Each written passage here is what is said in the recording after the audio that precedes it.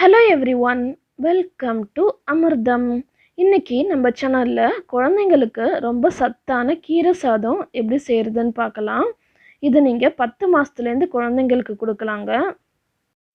ரொம்பவே சத்தான இந்த மதிய உணவு எப்படி குழந்தைங்களுக்கு ரெடி பண்றதுன்னு பார்க்கலாம். வீடியோக்குள்ளார போறதுக்கு முன்னாடி நீங்க இந்த அமிர்தம் ஃபேமிலில ஜாயின் பண்ணனா subscribe பட்டன் பிரஸ் பண்ணி ஜாயின் பண்ணிக்கோங்க. கூடவே பக்கத்துல இருக்கிற பெல் ஐகான் கிளிக் பண்ணிக்கோங்க. அப்படியே ஆல்லையும் கிளிக் பண்ணிக்கோங்க.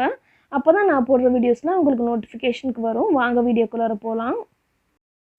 ஃபஸ்ட்டு நான் ஒரு ப்ரெஷர் குக்கர் எடுத்துக்கிறேன். சின்ன சைஸ் ப்ரெஷர் குக்கர் யூஸ் பண்ணுறேன்.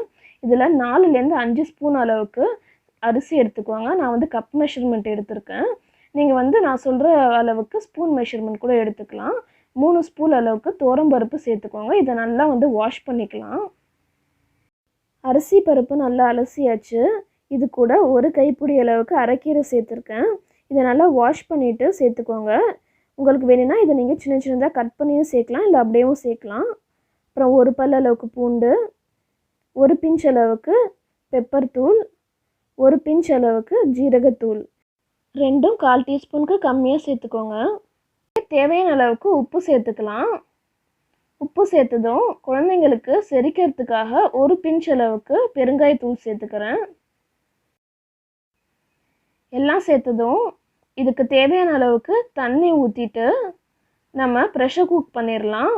நம்ம ப்ரெஷர் குக் பண்ணுறப்ப நல்லா குழைய வேக வைக்கணும். அரிசி நல்லா வெந்திருக்கணும். அரிசி பருப்பு நல்லா வெந்தால் தான் குழந்தைங்களுக்கு டைஜஸ்ட் ஆகும். இதை ஒரு 5 விசில் வரைக்கும் வேக விட்டுடலாம். இப்போது கீரை சாதம் நமக்கு ரெடியாக இருக்கும். ஓப்பன் பண்ணி பார்த்துடலாம். பாருங்கள், அரிசி பருப்பு எல்லாம் நல்லா வெந்து குக் ஆகிருக்கு. இதை ஒரு ஸ்பூன் வச்சு நல்லா கலந்து விட்டுருங்க. அப்போ தான் சீக்கிரம் ஆறும்.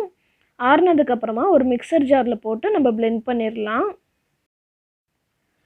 சும்மா மிக்சர் ஜாரில் போட்டு ஒரு சுற்றுனா போதும்.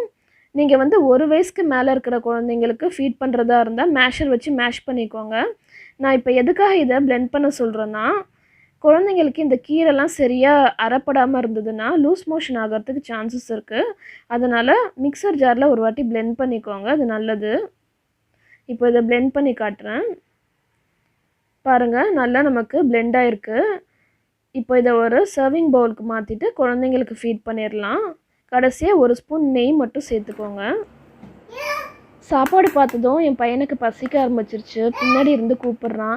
நான் அவனுக்கு போய் ஊட்டிட்டு வந்துடுறேன். ஓகேங்க, அடுத்து ஒரு நல்ல வீடியோவில் நான் உங்களை மீட் பண்ணுறேன். இந்த வீடியோ உங்களுக்கு பிடிச்சிருக்குன்னு நினைக்கிறேன். பிடிச்சிருந்தா லைக் பண்ணுங்கள், உங்கள் ஃப்ரெண்ட்ஸ் அண்ட் ஃபேமிலி கூட ஷேர் பண்ணுங்கள். நம்ம வீடியோ பார்த்த மக்கள்ஸ் எல்லாரும் மறக்காமல் நம்ம சேனல் சப்ஸ்கிரைப் பண்ணிடுங்க. தேங்க்ஸ் ஃபார் வாட்சிங் அண்ட் கீப் வாட்சிங். பாய்.